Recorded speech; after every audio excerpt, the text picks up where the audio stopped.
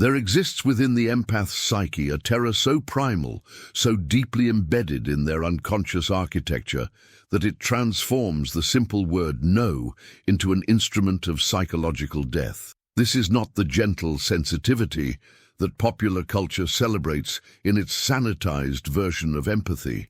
This is not the noble selflessness of the spiritually evolved. This is something far darker and more desperate. The empath's inability to say no stems from an unconscious conviction that refusal equals annihilation, that boundaries equal abandonment, that disappointing others literally means dying. The word no carries within it the weight of every childhood terror, every survival strategy, every moment when love felt conditional upon the complete erasure of the self. Jung understood what most fail to grasp about the empath's compulsive giving. It is not born from abundance, but from a profound inner poverty, not from strength, but from a terror so complete that the empath would rather destroy themselves slowly through endless accommodation than risk the swift death they believe no would bring. For the empath, saying no is not simply declining a request, it is courting psychological extinction, risking the complete withdrawal of love, facing the possibility of being cast out from the human community that gives their existence meaning. This phantom death that haunts the word no was born in moments when the developing child learned that their worth was inextricably linked to their usefulness, their lovability, contingent upon their willingness to disappear. Perhaps it was the parent who only showed affection when the child was helpful, quiet, or accommodating. Perhaps it was the family system that collapsed into chaos whenever someone expressed a need or set a boundary. Perhaps it was the subtle but devastating message that the child's authentic desires were somehow wrong, selfish, or dangerous to others' well-being. The child who would become the adult empath learned to read the emotional atmosphere with the precision of a meteorologist tracking hurricanes. They developed what I call hypervigilance of the heart, an exhausting sensitivity to others' emotional states that was not a gift but a survival mechanism. They learned that other people's comfort was their safety, that other people's happiness was their protection, that other people's approval was the only thing standing between them and abandonment. Saying yes became their insurance policy against rejection, their guarantee of continued existence in a world that felt perpetually on the verge of ejecting them. But this hypervigilance created what Jung would recognize as a devastating split in the psyche. The authentic self that had needs, desires, and boundaries was exiled to the shadow realm, while a false self, constructed entirely from others' expectations, was installed in its place. The empath became a masterful performer, so skilled at reading others' needs and accommodating them that they lost all contact with their own inner landscape. They became experts at feeling everyone else's feelings while remaining strangers to their own. The phantom death that lives in no manifests in predictable ways. The empath experiences physical symptoms when they even consider refusing a request: racing heart, sweaty palms, nausea, dizziness, all the biological markers of genuine threat. Their nervous system cannot distinguish between saying no to a minor favor and facing mortal danger, because in their formative years, these were psychologically equivalent. The child who learned that refusal meant abandonment grew into an adult whose body rebels against the very thought of disappointing others. This terror creates what I call anticipatory people-pleasing. The empath becomes so skilled at predicting others' needs that they meet them before they are even expressed, eliminating the need for anyone to ask for anything, and thus avoiding the terrible moment when they might have to say no. They become human chameleons, constantly shape-shifting to match what they perceive others want from them, so desperate to avoid conflict that they preemptively surrender their authentic selves. The dark truth that the empath cannot face is that their compulsive yes-saying is not love, but fear, not service, but self-preservation, not generosity, but the desperate strategy of someone who believes their existence depends on never disappointing anyone. They have confused their worth with their usefulness, their identity with their function, their survival with their agreeableness. The word no threatens to expose the terrifying void where their authentic self should be, revealing that beneath all their giving and accommodating lies not a generous soul, but a frightened child convinced that they must earn the right to exist through endless service to others. Beneath the empath's compulsive inability to say no lies one of the most uncomfortable truths Jung ever articulated. What appears to be selfless service is often unconscious narcissism in disguise. The empath who cannot refuse others is not necessarily operating from pure compassion, but from a grandiose fantasy that they are indispensable, that others cannot survive without their constant intervention, that their refusal would cause catastrophic damage to those around them.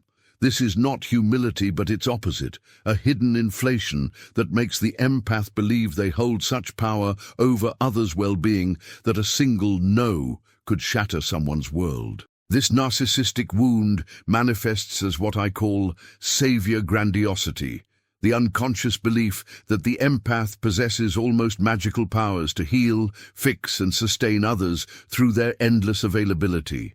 They become addicted to being needed, because being needed feels like being important, valuable, essential.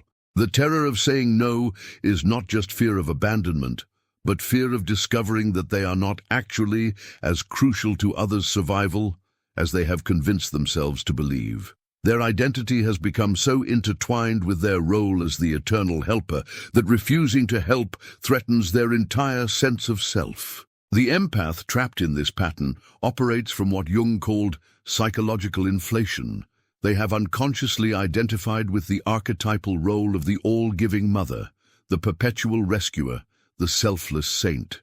This inflation makes them feel simultaneously superior and victimized. Superior because they are the good ones, the givers, the ones who sacrifice for others, yet victimized because no one appreciates their endless service. No one gives back what they give. No one recognizes the magnitude of their sacrifice. They become martyrs to their own grandiosity. Suffering for a cause they cannot admit is largely self-serving. This hidden narcissism creates what I call inverse control. The empath controls others through their compulsive giving, making themselves indispensable and others dependent. By never saying no, they ensure that people continue to need them, ask things of them, rely on them. Their endless availability becomes a subtle form of manipulation that keeps others in debt to their generosity. They create relationships where they are always the giver, and others are always the takers, a dynamic that feeds their sense of moral superiority while simultaneously fueling their resentment. The empath's inability to say no also serves to avoid the terrifying vulnerability of reciprocal relationship. When they are always giving and never receiving, they never have to risk being truly seen, truly known, truly vulnerable. Their role as the helper protects them from the exposure that comes with being helped. Their position as the strong one shields them from the terror of admitting weakness. Their identity as the selfless one prevents them from facing their own profound neediness, their own desperate hunger for the very thing they compulsively provide to others.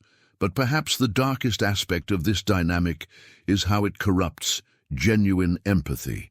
True empathy requires the ability to feel with others while maintaining clear boundaries between self and other. The empath who cannot say no has lost these boundaries entirely.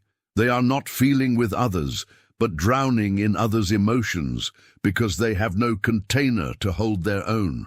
Their empathy becomes a form of emotional enmeshment that serves neither themselves nor those they claim to help. This pseudo-empathy creates what Jung recognized as participation mystique, a primitive psychological state where the boundaries between self and other become blurred to the point of fusion.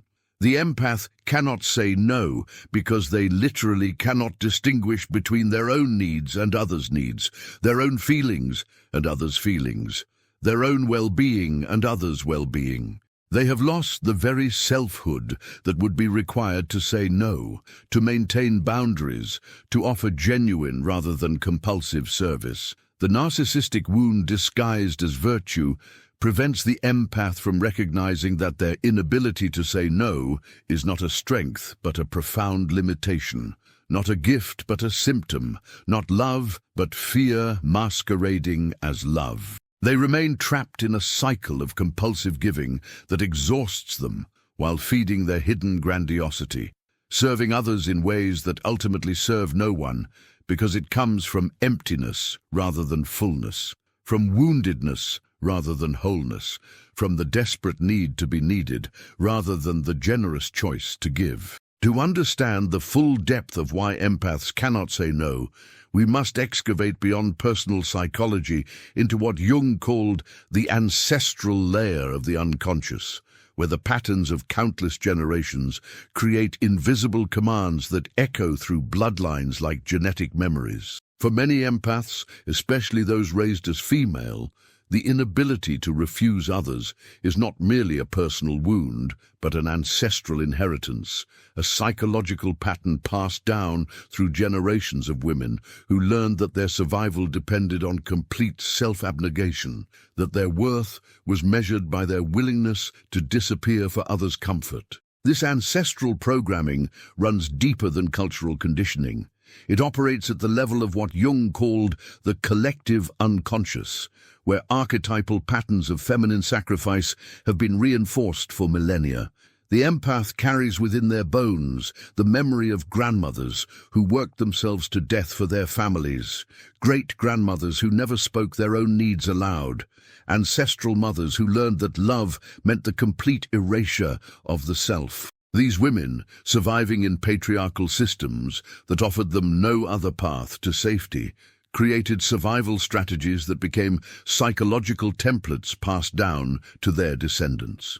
The ancestral chain of feminine sacrifice manifests in what I call inherited guilt, the unconscious conviction that taking up space, having needs, or saying no is not just personally dangerous, but a betrayal of every woman who came before. The empath feels the weight of ancestral voices whispering, "We sacrificed everything so you could have a better life, and now you want to be selfish." They carry the unprocessed grief of women who never had the luxury of boundaries, who never experienced the safety of refusal, who never knew what it felt like to put themselves first without fearing for their survival.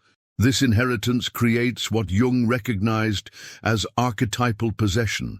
The empath becomes unconsciously possessed by the archetype of the eternal mother, the all-giving feminine, the self-sacrificing woman whose value lies entirely in her service to others. They are not consciously choosing this role, but are being lived by it, animated by psychological forces that are older and more powerful than their individual will. The archetype speaks through them. Your needs don't matter. Others' comfort is your responsibility. Love means disappearance. The ancestral chain also carries forward the unhealed trauma of women who faced literal death for saying no, women who were abandoned, ostracized, or physically harmed for refusing men's demands, for asserting their own will, for daring to prioritize their own well-being. The empath's terror of saying no is not irrational but ancestrally rational. It carries the cellular memory of times when refusal actually did mean death, when boundaries actually did lead to abandonment, when self-assertion actually did result in violence.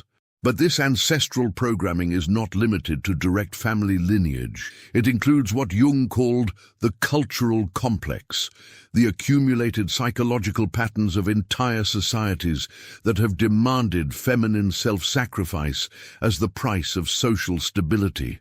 The empath inherits not just their own family's patterns, but the collective template of cultures that have required women to be endlessly available, perpetually accommodating, chronically self-denying, in order to maintain the illusion of harmony and order. This creates what I call generational enabling, each generation of women teaching the next that love looks like self-sacrifice, that boundaries are selfish, that saying no is dangerous.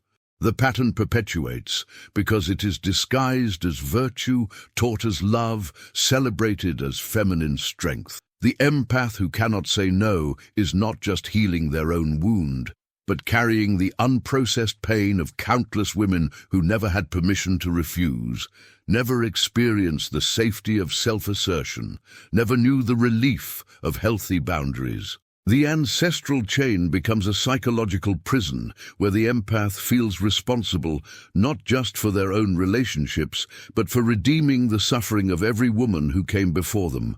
They believe, unconsciously, that if they can love enough, give enough, sacrifice enough, they can somehow retroactively heal the wounds of their ancestral lineage. They mistake their compulsive giving for honoring their heritage, not recognizing that they are actually perpetuating the very patterns that cause their ancestors' suffering. Breaking free from this ancestral chain requires what Jung called conscious rebellion against the inherited patterns, the willingness to disappoint the ancestral voices, to risk being seen as selfish, to choose their own well-being even when it feels like betraying every woman who came before them.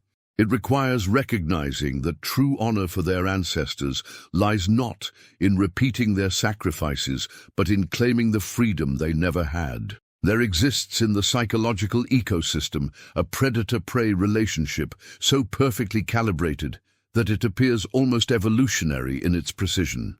The empath who cannot say no becomes the ideal host for what Jung would recognize as those possessed by what he called archetypal inflation, individuals who've become psychological vampires, feeding off others' life force to sustain their own depleted systems.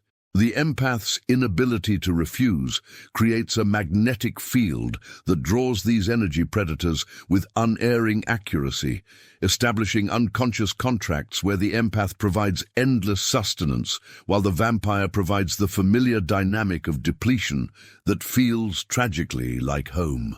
This symbiotic relationship operates beneath the threshold of conscious awareness, governed by what Jung called unconscious attraction patterns. The empath, trained from childhood to equate love with sacrifice and worth with usefulness, unconsciously broadcasts signals that say, "I am available for unlimited consumption." The energy vampire, equally unconscious of their predatory nature, receives these signals and responds with the precision of a heat-seeking missile. They do not consciously choose to exploit the empath. They are drawn to them by archetypal forces that operate beyond personal will or intention. The vampire recognizes, with an intelligence that bypasses rational thought, that the empath will never say no, will never set boundaries, will never refuse their demands. They sense the empath's desperate need to be needed and offer themselves as the perfect project. Always in crisis, always requiring help, always just one more favor away from being okay. The vampire provides the empath with an endless supply of opportunities to feel important, valuable, indispensable, while the empath provides the vampire with an inexhaustible source of attention, energy, and services. This creates what I call the predator-martyr complex, a psychological dance where both parties are getting something they unconsciously crave while simultaneously being destroyed by the very thing they seek. The empath gets to feel superior, needed, and morally righteous, while avoiding the vulnerability of reciprocal relationship. The vampire gets to remain irresponsible for their own life while being sustained by someone else's energy. Neither party grows because both are using the relationship to avoid the inner work that real development requires. The empath becomes what Jung might have called the eternal host, someone whose psychological structure is organized around being consumed by others. They develop what I call depletion addiction. They become so accustomed to running on empty that fullness feels foreign, so familiar with exhaustion that vitality feels dangerous. They mistake their chronic depletion for virtue, their constant tiredness for evidence of their goodness, their emotional emptiness for proof of their service to others. But the most insidious aspect of this dynamic is how it prevents the empath from developing the very capacity that could free them. the ability to distinguish between genuine need and manipulation, between someone who would appreciate help and someone who would exploit it, between a person seeking support and a vampire seeking supply. The empath's compulsive yes-saying makes them unable to discern the difference because they respond to all requests with the same automatic compliance. The energy vampire, meanwhile, becomes increasingly skilled at triggering the empath's guilt, shame, and fear of abandonment. They learn exactly which buttons to push to ensure compliance. I thought you cared about me. No one else understands me like you do. I don't know what I'd do without you. After everything I've been through, I can't believe you won't help me. These are not conscious manipulations, but archetypal strategies employed by someone who has learned to survive through the consumption of others' energy. The relationship becomes what Jung called a mutual participation in each other's complexes. The empath's savior complex feeds the vampire's victim complex, while the vampire's entitlement complex feeds the empath's martyrdom complex. They become locked in an unconscious contract where both parties are simultaneously predator and prey, user and used, exploiter and exploited. The empath exploits the vampire's neediness to feel important, while the vampire exploits the empath's guilt to avoid responsibility. This dynamic can persist for years, even decades, because it serves the shadow needs of both parties while maintaining the illusion of virtue on one side and helplessness on the other. The empath gets to avoid facing their own neediness by staying busy with someone else's, while the vampire gets to avoid facing their own capacity for self-sufficiency by remaining helpless and dependent. We arrive now at the threshold of transformation, where the empath, who has been trapped in the psychological prison of compulsive yes-saying, finally discovers that learning to say no is not an act of cruelty, but the most profound act of love they can offer both themselves and others. The journey from inability to refusal is not simply about developing assertiveness skills or practicing boundary-setting techniques. It is about undergoing what Jung called death and rebirth, the death of the false self that exists only to serve others, and the birth of the authentic self that knows its own worth, independent of its usefulness. This transformation begins with what I call conscious confrontation with the phantom death, the willingness to face the terror that lives in the word no and discover that it is largely illusion. The empath must be willing to risk the very abandonment they have spent their lives trying to avoid, to test whether their catastrophic fantasies about the consequences of refusal are based in reality or in the wounded programming of their early years. This requires immense courage, because it means walking directly into the fire of their deepest fear. The alchemy of learning to refuse begins with what Jung called withdrawing projections, recognizing that the empath's belief in others' fragility is often a projection of their own. The assumption that saying no will devastate others reveals more about the empath's own relationship with disappointment than about others' actual resilience.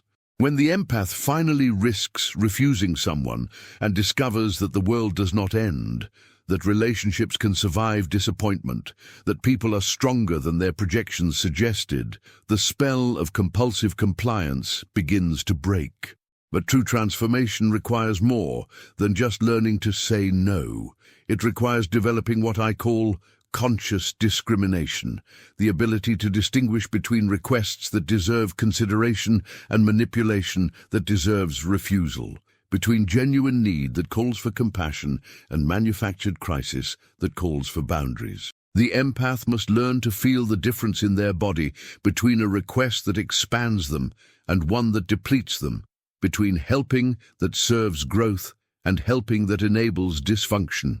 This discrimination develops through what Jung called holding the tension of opposites, learning to contain both compassion and discernment, both openness and protection, both service and self-care. The empath must discover that saying no is not the opposite of empathy, but its mature expression, not the absence of love, but love with wisdom, not selfishness, but the healthy selfishness that protects the self in order to serve from fullness rather than emptiness. The sacred alchemy occurs when the empath realizes that their compulsive yes-saying was actually a form of violence. Violence against their own authentic self, violence against others who never got to experience genuine choice in relationship with them, violence against the very empathy they thought they were expressing. True empathy requires the ability to say no, because it requires the presence of a self that can choose, a boundary that creates the space for authentic connection. As the empath learns to refuse what depletes them, they discover something miraculous. Their capacity for genuine giving expands exponentially. When they are no longer giving from obligation, fear, or compulsion, their gifts become truly generous. When they are no longer saying yes to everything, their yes becomes meaningful. When they are no longer available to everyone, their availability becomes precious. The quality of their service transforms from desperate accommodation to conscious offering. The liberated empath discovers that saying no is not just a personal practice, but a gift to the collective. Each time they refuse to enable someone's irresponsibility, they offer that person an opportunity to develop their own strength. Each time they decline to rescue someone from consequences, they create space for that person's growth. Each time they choose their own well-being over others' comfort, they model what healthy self-love looks like for those who have forgotten. Perhaps most importantly, the empath who learns to say no discovers that they have not lost their sensitivity, but refined it. They become empathic in the truest sense, able to feel with others without losing themselves, able to offer presence without sacrificing their own center, able to love without bleeding.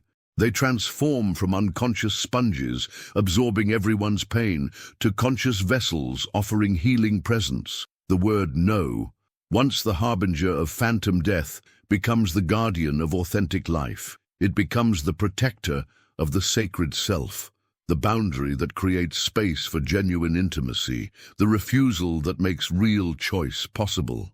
The empath finally understands that they cannot truly give what they have never learned to keep, cannot authentically serve others until they have learned to serve their own highest good, cannot offer genuine love until they have learned to love themselves enough to say no. If you recognize yourself in this pattern, if you feel the phantom death that lives in your inability to say no, then your liberation begins with a single, terrifying, and absolutely necessary act. Practice saying no to something small today. Not because you want to be cruel, but because you want to be real. Not because you want to hurt others, but because you want to heal yourself. Subscribe to this channel if you're ready to dive deeper into the shadow work that transforms compulsive people-pleasing into conscious choice. Share this video with another empath who needs to understand that their inability to refuse is not virtue, but a wound that needs healing. And most importantly, start today. Find one small request, a text that demands immediate response, an invitation that doesn't align with your energy, a favor that would deplete rather than fulfill you, and practice the sacred word, no. Feel the phantom death rise up in your body and breathe through it. Discover that you can survive disappointing someone. Learn that relationships worth having can survive your boundaries. Your no is not cruelty, it's consciousness. Your refusal is not selfishness, it's self-respect.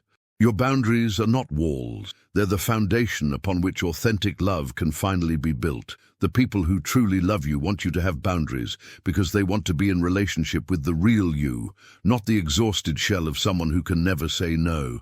Your authentic yes can only emerge when your authentic no becomes possible. Stop dying the slow death of endless accommodation. Start living the authentic life that only becomes possible when you remember that you have the right to refuse.